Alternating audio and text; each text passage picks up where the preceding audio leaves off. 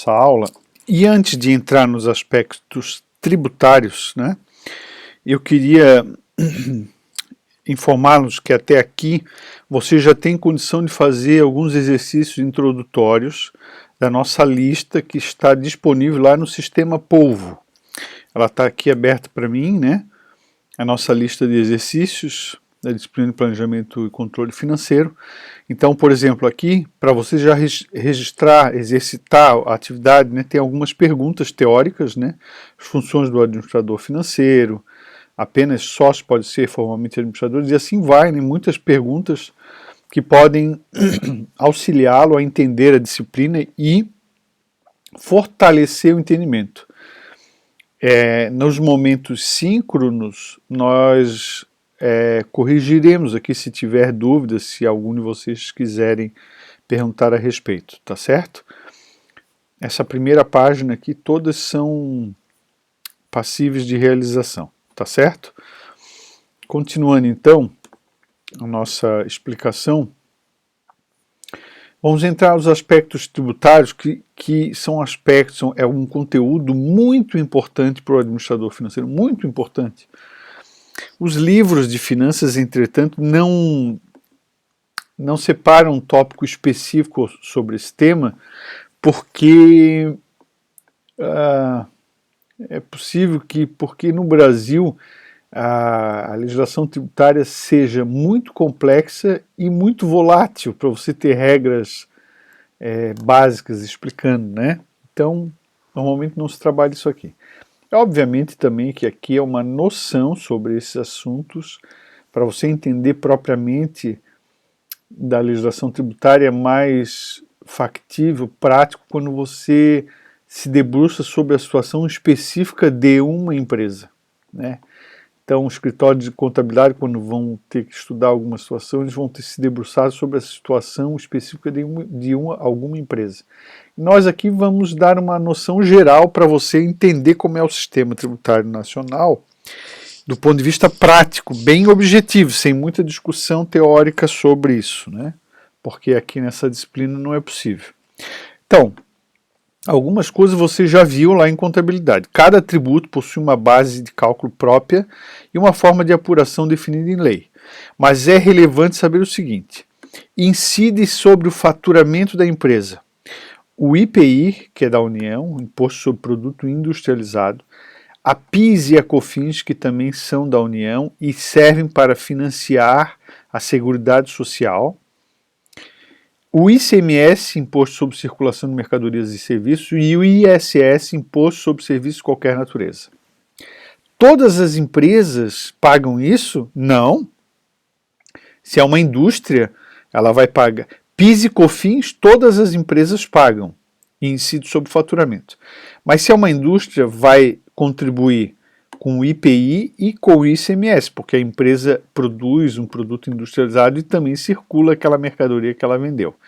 Uma empresa comercial vai pagar só ICMS. E uma empresa prestadora de só ICMS, PIS e COFINS.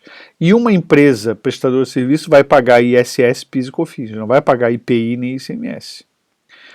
Tem algumas situações, uma empresa prestadora de serviço de veículo automotivo, por exemplo, ela paga ICMS e ISS, porque ela realiza serviço e também ela faz a troca da peça, que circula a mercadoria. Mas enfim, são coisas bem específicas, né?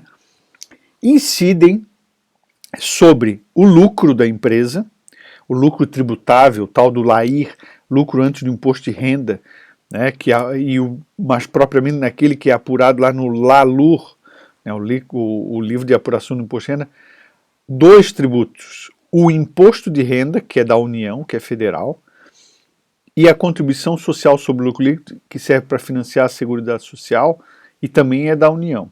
Aqui eu esqueci de falar, o ICMS é do Estado e o ISS é dos municípios, o resto desses aqui são da União.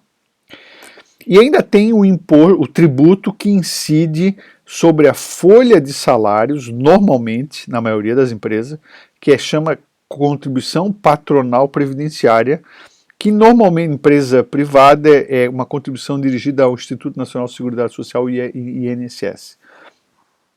Hoje está sendo discutido na União a prorrogação do tratamento diferenciado para a folha de empresas que empregam bastante, como a empresa de construção civil.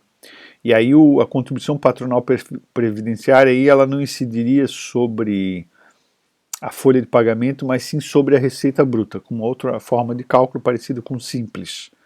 São coisas que exatamente o exemplo prático do porquê muitos livros de administração financeira, todos praticamente, não tratam desse assunto, porque é muito particular de cada tipo de empresa, né?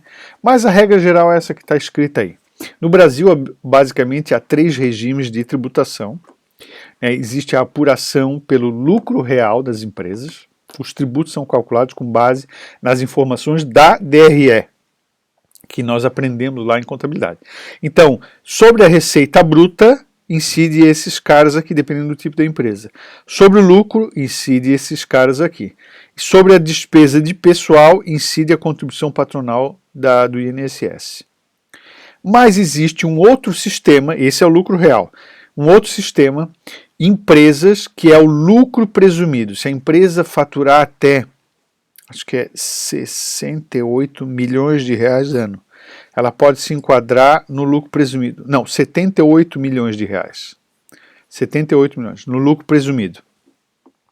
E daí, o lucro não é mais calculado na DRE. Para o fisco, né? A DRE continua existindo, mas o fisco só olha assim, quanto é que tu faturou? Qual foi a receita bruta que você teve? Ah, tantos milhões. Tá, aí ela olha qual é o teu tipo de negócio, aí ela aplica uma alíquota que vai indicar qual é o lucro, ou seja, presume-se que o lucro seja de 1,6, 8, 16 ou 32%. Que lucro? Lucro lá aí, o lucro base de cálculo do imposto de renda. E existe o regime tributário diferenciado chamado simples, em que 8 tributos eles são calculados com base numa única alíquota. Atenção, isso aqui não é alíquota, isso aqui é margem do lucro presumida. Há uma única alíquota, né? Você, no caso do simples, sei lá, 10% e aquilo paga tudo. Paga o IPI, paga o imposto de renda, paga a contribuição social, paga a contribuição patronal previdenciária, paga o PIS, o COFINS, o ICMS, e é claro que se é uma prestadora de serviço não paga ICMS nem IPI. Se é uma indústria não paga ISS, se é uma comercial não paga nem IPI nem ISS, mas os outros todos pagam todos. Numa só guia de recolhimento. Bom, vamos explicar um pouquinho sobre lucro presumido. Podem optar o lucro presumido, pelo regime de lucro presumido, as empresas que obtiveram receita bruta igual ou inferior a 78 milhões no ano do calendário anterior. E esse regime presumido serve para calcular apenas imposto de renda e contribuição social sobre lucro líquido. Os outros que incidem sobre a receita, IPI, PIS, COFINS, ICMS e ISS, também são calculados sobre a receita. E aqui a gente tem que ter uma noção importante, isso aqui, esse quadrinho. Ele vai dizer assim, para a Receita Federal, uma revenda para consumo de combustível derivado de petróleo, posto de gasolina, tem margem de lucro presumida de 1,6% do que vende. Vende 100 mil reais, 1.600 reais é o lucro presumido. E em cima desses 1.600 reais, eles aplicam a alíquota do imposto de renda, que é 15% em geral, e a contribuição social sobre o lucro líquido, que é 10%, 25% sobre o lucro. Se a empresa é uma empresa que vende produtos de fabricação própria, ou seja, uma indústria, que vende mercadoria adquirida para revenda, ou seja, um comércio, que industrializa, uma empresa da atividade rural, um serviço hospitalar, transporte de carga, então o lucro presumido é de 8% sobre o que vende. Vender 100 mil reais, presume-se um lucro de 8 mil reais e sobre esse lucro de 8 mil reais aplica-se a alíquota de imposto de renda de 15% e de contribuição social sobre o lucro líquido de 10%.